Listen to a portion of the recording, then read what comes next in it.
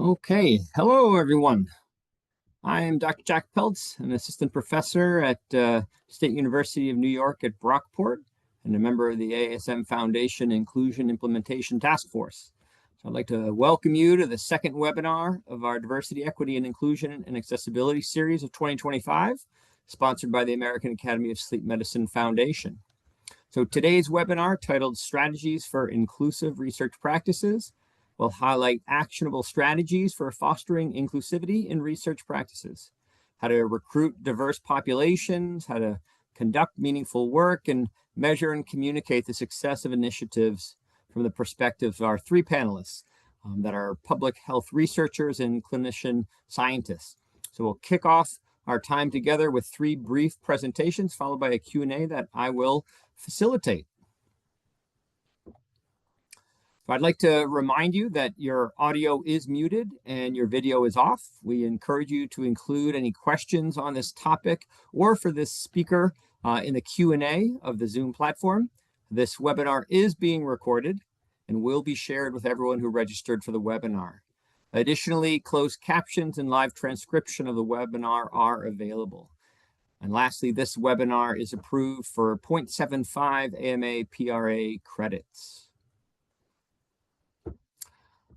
So this webinar aims to recruiting, educating, and working with a diverse study population, as well as measuring and communicating the success of these efforts. Now I'm going to pass it over to the ASM Foundation for a quick announcement. Thank you so much, Dr. Peltz. Hi, everyone. My name is Vanessa Gonzalez. I'm the Director of Grant Programs here at the ASM Foundation.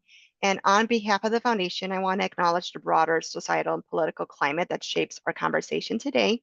And the ASM is committed to fostering an environment where diverse perspectives are valued and inclusive dialogue is encouraged. So to that end, we do want to reaffirm our commitment to diversity, equity, inclusion, and accessibility as written on this slide and on our website. And in line with the ASM Foundation's core values and our purpose of investing in people, research, and the communities to improve sleep health of all people, we do ask that all participants contribute to a safe, respectful, and productive discussion. This webinar is intended to be a collaborative space to share perspectives and focus on actionable strategies for supporting diverse sleep and circadian science. And we encourage thoughtful engagement, active listening, and constructive dialogue to ensure a meaningful experience for all attendees. So thank you again on behalf of the Foundation and for being part of this important conversation. And now I'm going to turn it back over to Dr. Peltz to introduce our first speaker. Alrighty, thank you, Vanessa. So Dr. Tapia is the chief of the Division of Pediatric Pulmonology and a bachelor professor of cystic fibrosis and pediatric pulmonology at the University of Miami, where he also directs the Pediatric Pulmonology Fellowship. Board certified in pediatrics, pediatric pulmonology, and sleep medicine. He completed his training at the Children's Hospital of Philadelphia. His research focuses on pediatric obstructive sleep apnea, health disparities, and sleep-related outcomes in children with Down syndrome, with funding from the NIH, the ASM Foundation, and others. He chairs the ASM Career Development Awards and serves on the NIH Biobehavioral Medicine and Health Outcomes Study section and the ATS committees. So thank you very much and look forward to hearing from you, Dr. Tapia. Thank you very much. Let me share my slides.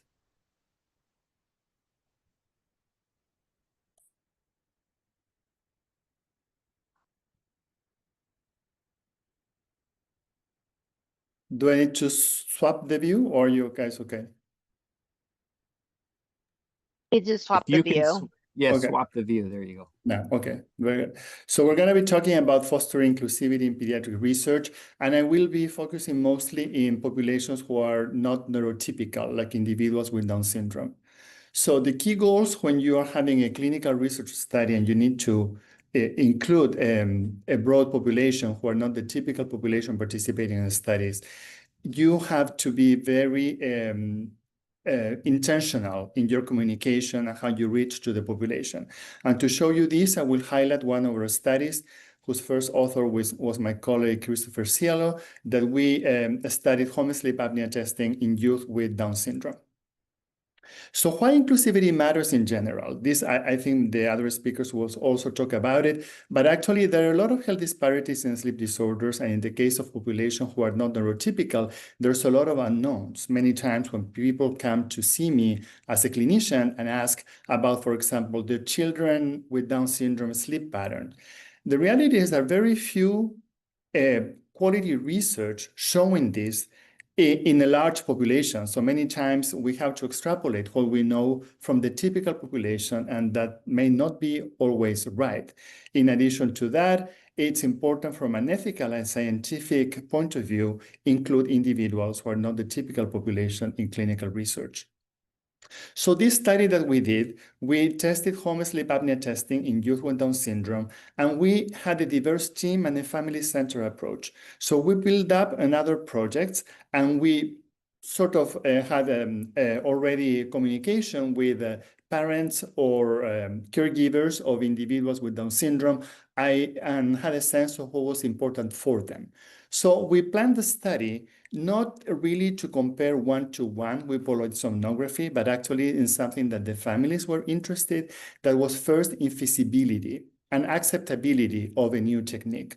So that was the primary outcome, and I think it was a very good move because that's something that families care about. Can I do this on my loved one with Down syndrome? Can they do home sleep apnea testing? And then we're gonna worry about something else. Many times we as scientists, in the case, for example, of obstructive sleep apnea, we worry about the apnea-hypopnea index, oxygen desaturation index, and other things. But for families, those are not as relevant as they are the really family-centered outcomes, if you want. So that's very important.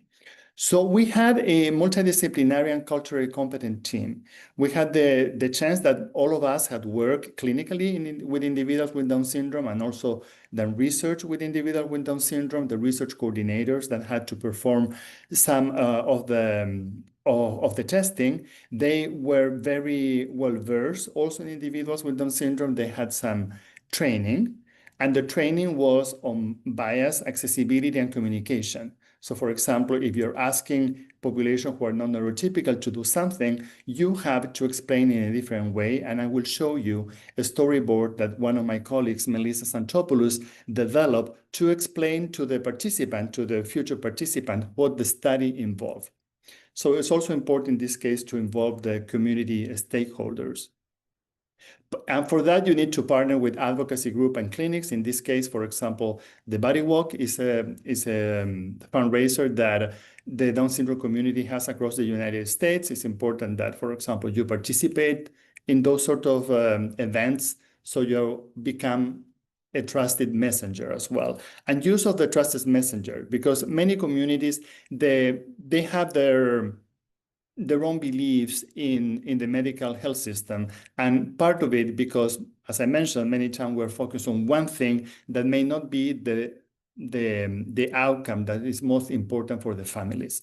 Many times when we talk about an OHI of 10 or 20 or 30, there are things that for the families, they may not mean much. We have to explain actually what it is. And something that's very important as well is to build a long-term relationship.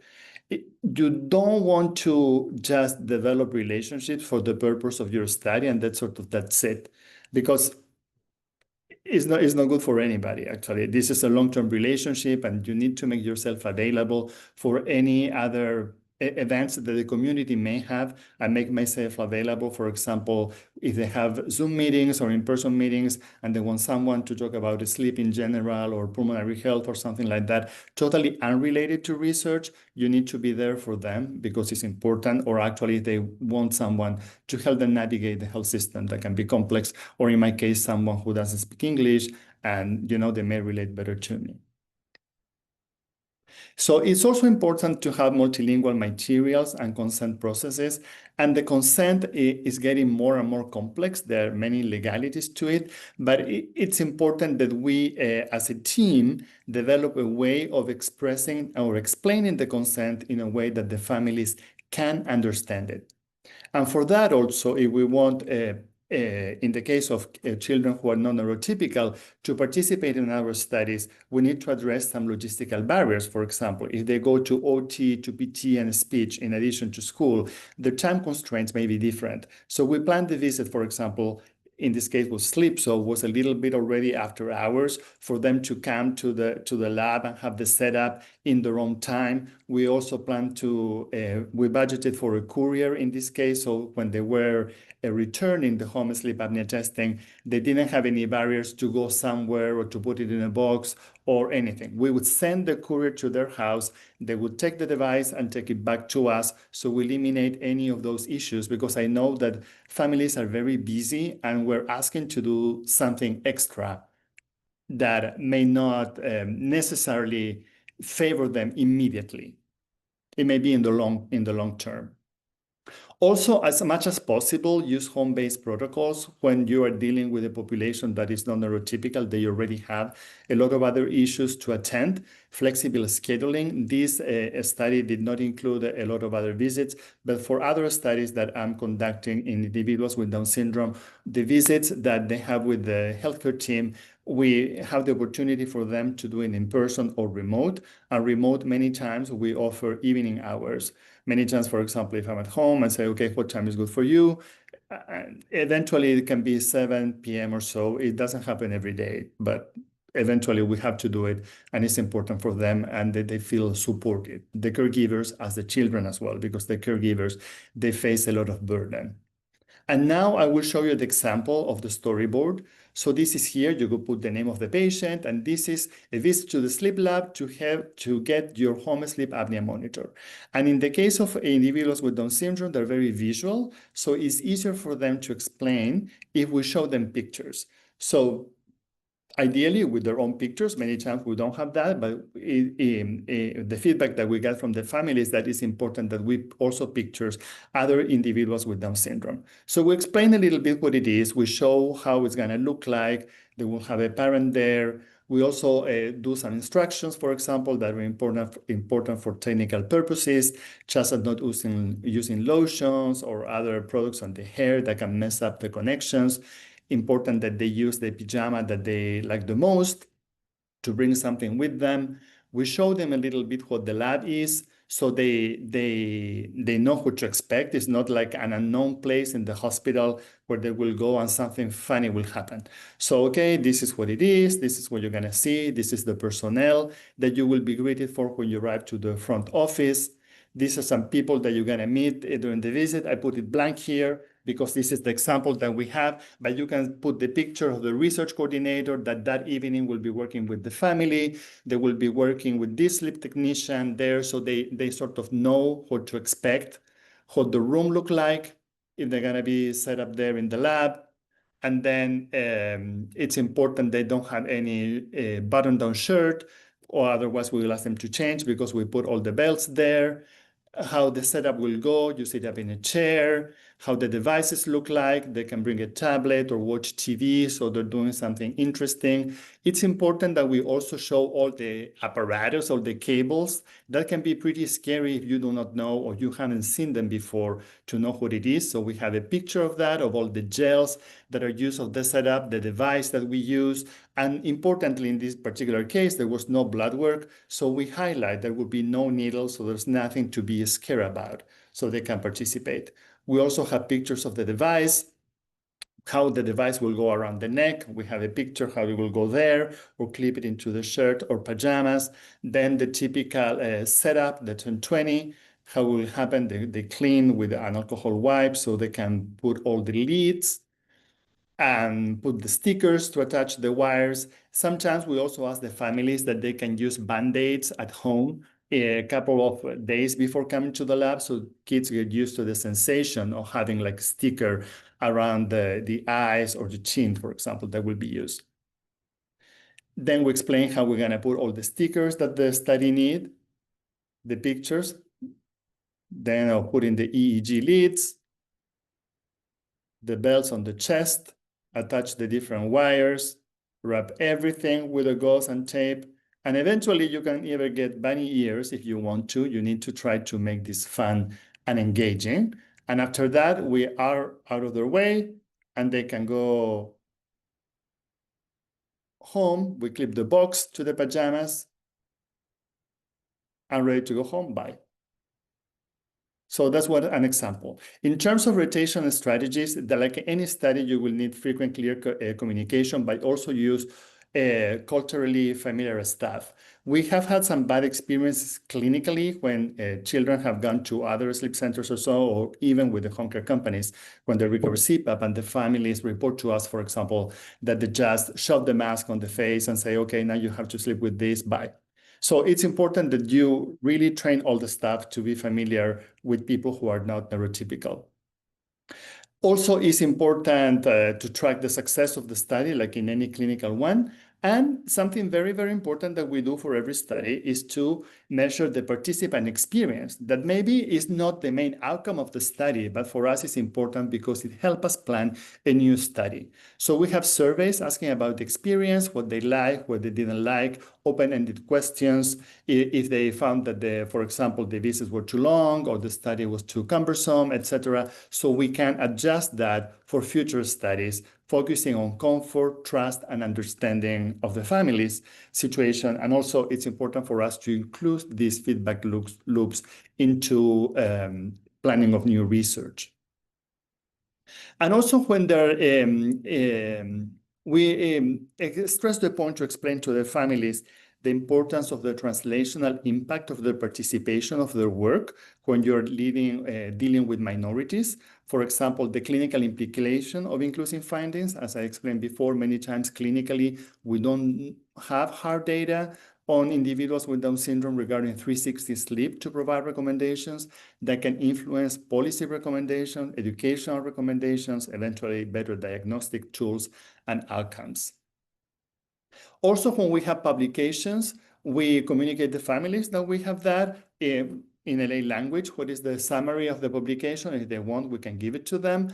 We report that to the community as well. And every time that we participate in events that are part of the community, we highlight that in social media or public talks. And in term to sustain inclusive research, that is something that now we're facing some hurdles. I will start by the bottom line. It's very important to mentor young trainees and to keep the pipeline development.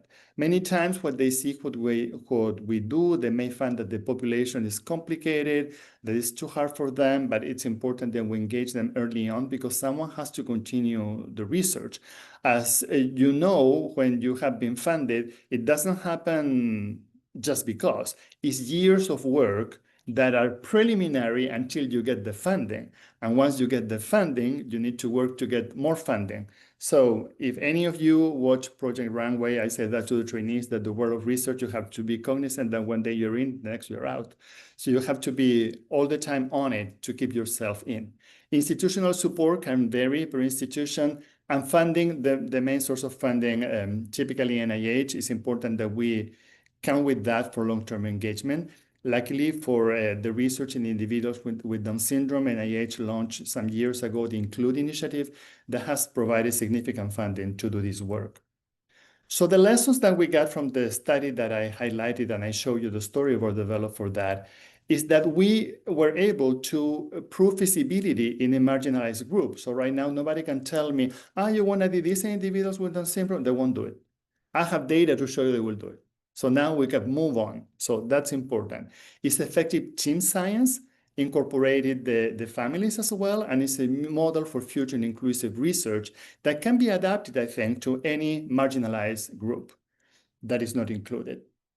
So the conclusion, this is my opinion, but it's also based on research. I think that inclusivity strengthens research and outcomes, and also the real-world examples that demonstrate the path forward. So this requires, and I want it's a call to action more than a conclusion, that we keep providing a continued commitment that is needed for our entire field. And with that, I'm back to Jack. Awesome. Thank you so much. I love the bunny ears.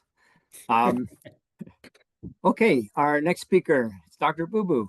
Dr. Bubu is an associate professor and physician scientist at NYU Grossman School of Medicine with appointments in psychiatry, population health, and neurology. He directs the ARISE DP program and serves as Associate Clinical Core Leader of the NYU Alzheimer's Disease Research Center. His NIH-funded research examines how sleep and vascular risk contribute to Alzheimer's disease and related disparities. And trained in neurology, neuroepidemiology, and public health, he focuses on advancing sleep and aging health equity through community-engaged, multi-sectoral approaches grounded in a health equity model. Dr. Bubu, the floor is yours. Thank you very much. I'm just gonna quickly share my screen. So I've given this talk as you can see at the ATS just last month, and I thought it was very relevant as well today. So basically, recruiting diverse populations and strategies to improve patient-centeredness and diversity in clinical trials of obstructive sleep apnea. I look at sleep apnea and neurodegeneration. So this is just the overview that I will go through. So as an introduction, we know that obstructive sleep apnea is a chronic condition defined by repeated upper airway obstruction during sleep. It's very heterogeneous disorder, multiple presentations, phenotypes, endotypes, unique risk factors, as well as varying susceptibilities. So there's an increased interest in understanding the heterogeneity of obstructive sleep apnea and the possible outcomes in terms of adverse health outcomes and personalized care. So it is clearly, important that inclusive and patient-centered clinical trials cannot be overemphasized.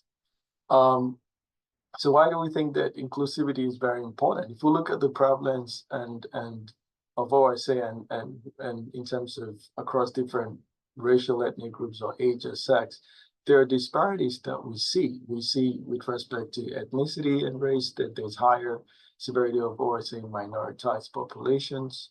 Blacks, Hispanics, Native Americans have a higher risk of obstructive sleep apnea, a higher burden rather. And even in pediatric populations, Black African Americans have an associated risk in terms of 20% increase prevalence in OSA severity. So they have more symptomatic presentations. In terms of age, we see that there's also OSA prevalence increasing with age. We also see that children have a prevalence rates of about 1 to 5 with higher rates among those with obesity. We see that men, in terms of sex disparities, men have 2 to 3 times higher prevalence of OSA compared to women. And after menopause, women's obstructive sleep apnea rates approach those of men and sometimes attributable to hormonal changes. And then women are often underdiagnosed. So this tells us that there's heterogeneity and then there's importance in terms of unique presentations in varying populations. And so representation is key. But let's look at what we have in terms of things that have been done. This is a review done by Hugh et al. In terms of OSA trials. These are trials looking at OSA individuals with varying outcomes, mostly cardiovascular outcomes.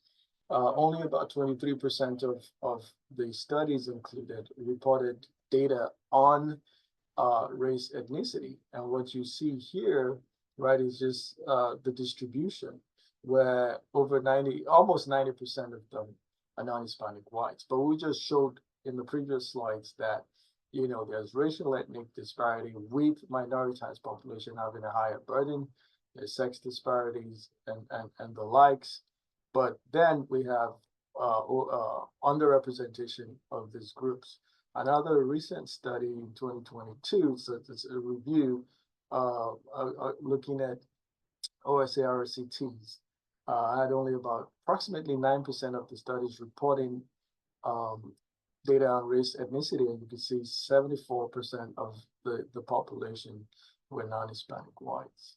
So what do we see with respect to specific OSA trials, right? If we look at the SAVE trial, there was no data reported on race ethnicity.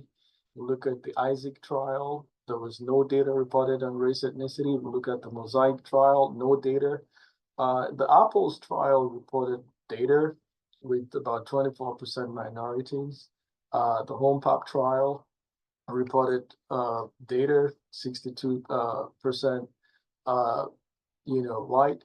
And then in the Heartbeat trial, no data on race ethnicity. Now, these are very, very high important trials that have driven OSA care or even practice with respect to cardiovascular outcomes. So what's the implication of this? So minority populations such as Blacks, Hispanics, Native Americans, Asians are underrepresented relative to their prevalence of obstructive sleep apnea in the general population. So this impacts, risk factor identification, impacts disease severity insights, it impacts generalizability of results and treatment development. So it's clear that, we need key approaches to patient-centeredness and diversity in clinical trials of OSA care. So we need heterogeneous patient samples, and we need trials that are patient-centered as well. All right, and how do we do that? With respect to heterogeneous sample, it's important to, attaining and ensuring a heterogeneous patient sample is representative of the patients with obstructive sleep apnea. Also important is the fact that we need to address participation barriers. And in terms of the design itself, the designs need to be patient-centered, be able to give participants a good study experience to foster retention. So key thing again is, what are these barriers to participation? They cut across intrapersonal, so attitudes, beliefs, knowledge, health literacy, or interpersonal, where there's implicit bias of research and healthcare teams, mistrust among patients with research participants. And then there's community, all right, where there's stigma, the use of devices like the CPAP, or low engagement of these particular groups. And there's institutional, overwhelming recruitment process. There's a long history of medical mistreatment, inequities. So to be able to foster inclusivity, we need to address each of these barriers, all right? So the other thing is the limitations in the study designs themselves, right? We have very strict eligibility and inclusion criteria. Many times, criteria that would right from the bat, remove people who are minoritized, who have multiple comorbidities or pathologies. So the eligibility criteria is an issue. And then the forms themselves, the materials and equipment. So Dr. Tapia presented a very good example how these things need to be tailored as well to unique populations. The study sites and the environment as well. Sometimes study sites are way, way far into in the city. And if you're dealing with a rural population, for example, then transportation becomes an issue. And compensation is also key. Compensation for time and participation. All right. So what are the strategies to address these barriers? Okay. Some of the things that we do, right, is community engaged research approaches that leverage trusted community networks. And when we do culturally tailored recruitment and education, that we appropriately, tailor our recruitment materials, educate in our outreaches, and then, investigator and team training and representation to ensure diverse patient-centered team. This is so key.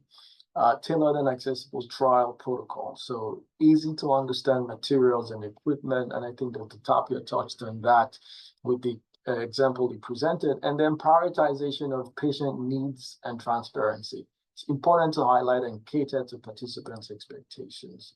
And then institutional policy and accountability. Sometimes this is a challenge. Diversity benchmarks to ensure justification for underrepresentation. So this is very key. So our approach in the program I direct, employs all of these principles: patient-centeredness and diversity. We focus on heterogeneity and culturally adapted interventions.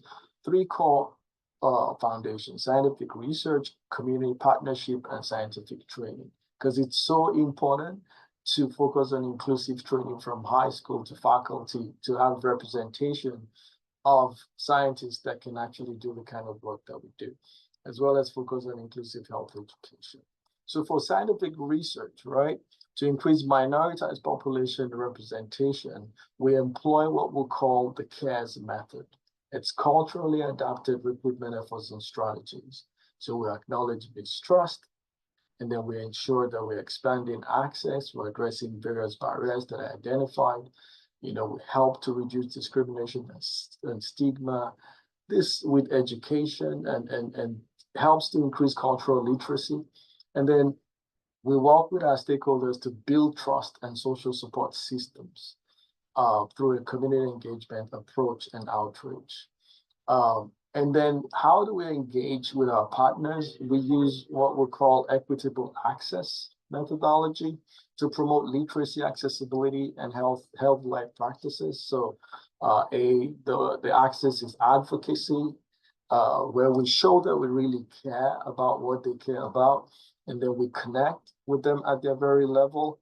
There is a community engagement where we form these partnerships, and with our educational outreaches, we empower our communities.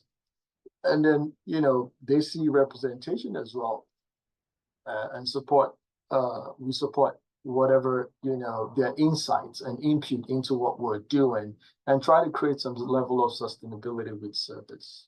All right. The other thing that we try to do, like I said, it's important for representation. So we deal with a diverse population: Asian Americans, Black, African Americans, Hispanic.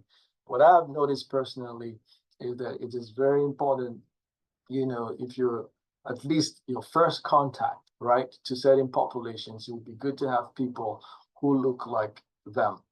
All right. Once trust has been built, then, you could, that may no longer matter. But once you're trying to build trust, it's important. And so what we're trying to do in our program as well is create that pipeline from high school, undergrad, graduate, PhD, junior faculty, where we are actually seeing results in terms of mentoring and creating that pipeline for them to be able to, work in this areas of research as well, to foster inclusivity as well. So in conclusion, right, it takes robust and inclusive clinical trials to unlock the full promise of care, where treatment isn't just effective but equitable, and every patient's story helps shape the science that heals. All right? Because the situation we've described is that recruitment and participation barriers that limit heterogeneous patient samples exist. Trials are not designed to be inclusive or patient-centered. All right? We have preferred and employ strategies that help to mitigate this: community engaged research approaches, culturally adapted trial designs, culturally adapted trial protocols, skilled and diverse research teams, and then, impact as well in terms of policies. All right, what are the results? Enhanced research validity and generalizability. I think that this will be very important. And then we'll be able to reduce health disparities and progress towards equitable obstructive sleep apnea care. Now, this can be applied across different conditions as well. All right, thank you. Awesome. Thank you so much, Dr. Bubu. That's great. Our last presenter today is Dr. Dana Johnson. Dr. Johnson is the Rollins Distinguished Associate Professor at Emory University's Rollins School of Public Health, with joint appointments in epidemiology and environmental health. A leading sleep epidemiologist, her NIH-funded research explores how social and environmental determinants, especially in African-American communities, contribute to sleep health disparities and adverse outcomes like cardiovascular disease and cognitive decline. She leads the ARISE study and community-based sleep health interventions, with over 130 publications and national media recognition for her work on promoting sleep equity. Dr. Johnson, welcome, and the floor is yours. Thank you very much for the introduction, and also for the invitation to share some of our practices that we're utilizing in my research group. So let's go ahead. Oh, let me stop. Are you seeing You might want to swap views. There you go. Or, Perfect. don't actually need this. I don't know how to make Your screen is perfect right now. Yeah, I was trying to make the presenter view go away on my side. The full thing.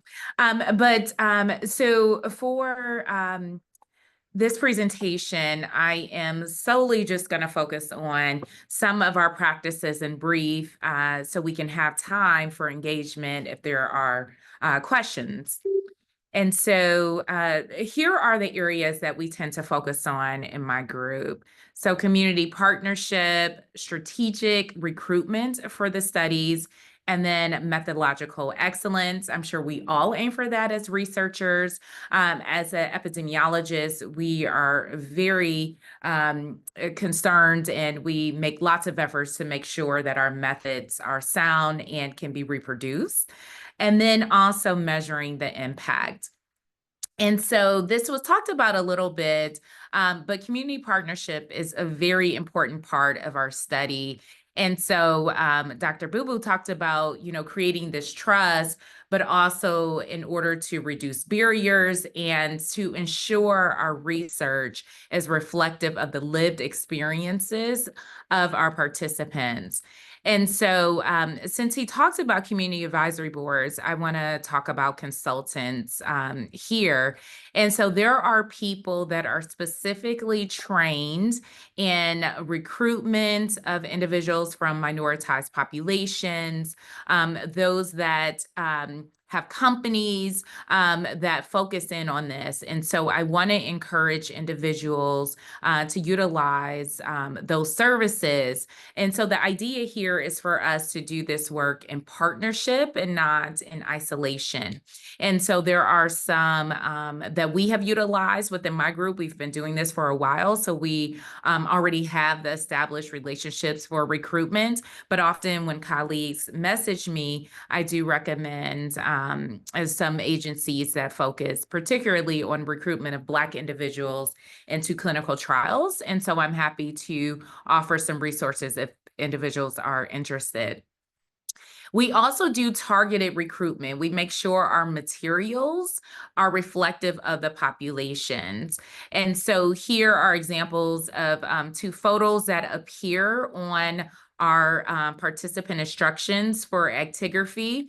So as you can see here, there's a brown wrist. Our study is recruiting Black individuals in Atlanta. So we make sure that they are seen in our materials. And so we've done focus groups around this, and individuals talk about wanting to have the imagery look like them, and that helps with feeling connected to the work. And in terms of our recruitment, we concentrate on areas that are reflective of the community that we want to partner with and enroll in the study. And so often in my studies, we use zip code for this information, and we go to trusted places in those areas for recruitment. We're particularly interested in Black individuals across the SES gradient. And so we go to the census data and the American Community Survey to look at the racial composition and the income to make sure that that is covered in our studies. And so, for example, here in Atlanta, we go to the Beltline, which is a walkable area, and we get a lot of participants through just being there and encouraging enrollment. We also go to laundromats, as well as some high-end hair salons in one of our more socioeconomically high areas called Buckhead. And so the other method that we use that Dr. Tapia mentioned earlier is we make lots of efforts to make participation easy. So one, we have flexible scheduling. So we do this work outside of business hours. So the idea is not for us to make it easy for us, but to make it easy for the participants. If most of our studies are conducted within their homes and we go to them, but for one of my studies, we give an option. And so for those that want to come to Emory, we do offer, of course, if they drive, funding to cover for the parking, but we also will cover ride shares for people that are coming in. We offer a letter that they can give their employer that says that they're participating in a research study. And so they may be late or come in or may not be in that day. And given confidentiality, it's totally up to the participant if they want to share that, but we do offer this letter for them to give to their employer. And then I talked about the community venues that we tend to use. And so we've also learned about having meaningful incentives, which are just not financial. And so sometimes people conflate being racialized, a racialized minority individual with being poor, which is not the case. There is clearly a gradient there. And so for some of our participants, enrolling is not a financial incentive. And so we make sure that we offer the study results, and we talk about emphasizing participating in science and contributing to knowledge within the community, and that is meaningful and motivating to them. And so for some of our groups, compensation is important. So I can say for one of our studies, which involves a 14-day actigraphy protocol, as well as one night in-home polysomnography and Delmo and ambulatory blood pressure monitoring, we offer $500 incentive. And again, we did focus groups around what is appropriate based on this amount of time that you will contribute to the study. So we have to remember that these are, this is time that individuals are offering, and so we need to compensate them for that. And then I've been part of another study where we offer skill development, whether it was around employment, seeking out education opportunities, but we make that available as well, given that social determinants are the contributing factors to health disparities. And so that's important for us to make sure that we're addressing potential social determinants. It's important to diversify your research team. So here's a photo of some of the members of my research group, which are very much reflective of the communities in which we aim to enroll. And so representation matters. It's amazing how many calls that I receive from participants that say, we enrolled because of you. We feel this level of trust because we know you're from the community and value that. So, and again, you don't have to be from the community to do this work, but your team should be, and that's helpful.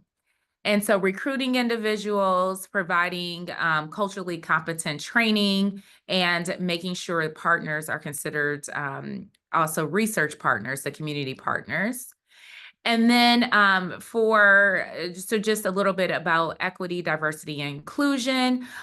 We know that individuals are underrepresented, particularly historically minoritized in the sleep field. And so we did a survey for the Sleep Research Society. And so they talked about not feeling welcomed. And although most of the membership were women, they talked about also feeling unwelcomed. And so for us to be able to diversify our teams, we need to make sure we're diversifying our pipeline and training individuals that are from the groups that are underrepresented. And those tend to be the ones that are most likely to do this work. And so this is important, and we offer some strategies in that paper. And so for the methodology, we make sure that we are including the entire spectrum of identities and considering intersectionality. We also focus on resilience and not just risk. And then we make sure that there's rigor in our methods. So positionality statements, where we're come from, I am not representative of all of these communities, and I'm very clear about that. And then we make sure we're highlighting the within group diversity. Just because it's one population doesn't mean they're all the same. And then here are just some of our reporting practices where we go beyond just basic demographics. And then you want to make sure that you're limiting generalizability about the groups. Your research represents just those individuals that were in the study, and then acknowledge the limitations around that. and making sure we're putting the results in context and not making blanket results. And then lastly, just about our communication strategy, we give a feedback letter of the results. We make sure they know what we're publishing and what they contributed to. And we use several avenues to disseminate, not just manuscripts. We give brochures to participants. We do briefs. I often do a podcast to talk about our results. And then we use storytelling to highlight that. So here's the last slide, just about the takeaways to make sure that you're using the methods. And you could go back and look at this in the webinar. Here are just some questions you can ask yourself regarding whether or not you're doing work that is equitable and directed at the community. So thank you. Awesome. Thank you so much. It's fantastic. Great presentations from all of our speakers. While we're waiting for any questions that might come through on the Q&A, please, if you do have some questions, please feel free to put them in that section. I just have a quick question as for our presenters in terms of being amazing mentors and providing this excellent information. We have participants who have come to this session. Would either you all be okay, or perhaps you could point the participants if they did try to contact you with effective resources? Would that be okay if the participants followed up with you if they had specific questions around how to approach this work? Yeah, I'm happy to accept any emails. Definitely resend if you don't get a response on their first email. But yeah, I'm happy to engage around this. Same. Awesome. I know you are all very busy, so the idea certainly multiple emails may be necessary given your schedules. I guess I'm curious in terms of thinking about in this particular political climate, how you are currently addressing diversity, equity, inclusion in terms of either grant proposals or moving forward with applying for government funding. Yeah, maybe I can start. And this is one thing that I'm hearing a lot in the field. There is a difference between conducting health disparities research and promoting diversity, equity, and inclusion. And I think people are conflating them and using them as the same. They're separate, and NIH is still very dedicated, per the website, to funding health disparities research. And so the way in which that I'm continuing to do this work, and I have several grants on the topic of around disparities that thankfully are still there, is just a difference in how I talk about the work. And so I make sure to emphasize that these are populations that experience disparities, utilizing the terms that particularly for NIH, but there are other funders that are not affected, utilizing that terminology. Now, in terms of diversity, equity, and inclusion, I have been affected in that way in terms of supplements for trainees that are now no longer available. And so I am forced to utilize other funds and new grants that I'm putting in. I am ensuring that there are budget items to support individuals in general that can support a doctoral student as well as a postdoc. And then I make sure that I am recruiting across and getting the best talent. And that also means individuals that are at HBCU, so historically Black colleges and universities. There is amazing talent there. And I make sure to have the space in my research group to have individuals come work with me. And the American Heart Association has a program to help with mentoring that is still around, that particularly is about diversifying the field. And so I participate there. Fantastic. Thank you for that response. Let's see, in terms of our questions, we have a question in the Q&A. So individuals describe their sleep experience using words that reflect their cultural background and life experience. How do you develop epidemiological tools that evaluate subjective sleep health and barriers in a manner that can be compared. Click on the Q. Yeah, go ahead. Yeah, no, I think that qualitative research is very important in those cases because let us understand the granularity of the cultural differences that patients and families experience. We don't see that much of qualitative research, but in the projects that have been involved, you learn a lot of what the person is asking. And that is a long trajectory because first you need to understand where they're coming from, what they understand for sleep health, if you want. There are different cultures about that. And with that, like develop instruments that can be useful for our population. But also something important to note that we don't need to have instruments that are valid across all populations. That's sort of a little bit of a misunderstanding there. Maybe we can have instruments that are valid for this specific population related to this specific culture and what the population needs. It's not one size fits all. Yeah, I love the way you said that, and I totally agree. I want to offer also utilizing mixed methods. It's important getting those perceptions, but also you have to realize that the perceptions around how important sleep is may be different across cultures. So because someone is not reporting that they have poor sleep does not mean they don't have poor sleep. So in my studies, we often do both objective and subjective measurement. So we can have, of course, their perceptions, but also know what's truly happening for these individuals. Yeah, I just add that I think it's also important to this is where health literacy and education also comes in, because some of those perceptions that are culturally ingrained, also lead to poor outcomes. So the education is very important. So for example, when we go out into the community, we have people think that, the person that's snoring so loud is sleeping so well, right? And that, and so we have to educate people that, oh no, or people think that it is normal to lose your memory as you age, because that's what they believe culturally. So we educate people in that regard as well. But absolutely, mixed methodology is very key to get people's perceptions. Awesome. Thank you very much for that.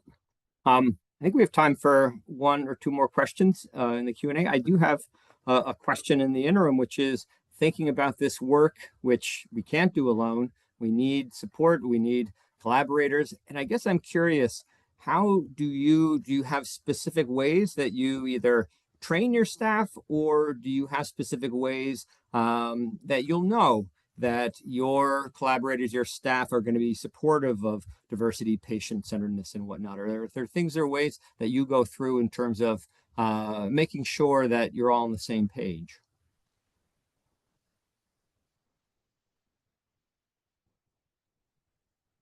Well, I can tell you that something that's very important when you're recruiting someone to work with you, to explain like in any job, right? This is what the job is about.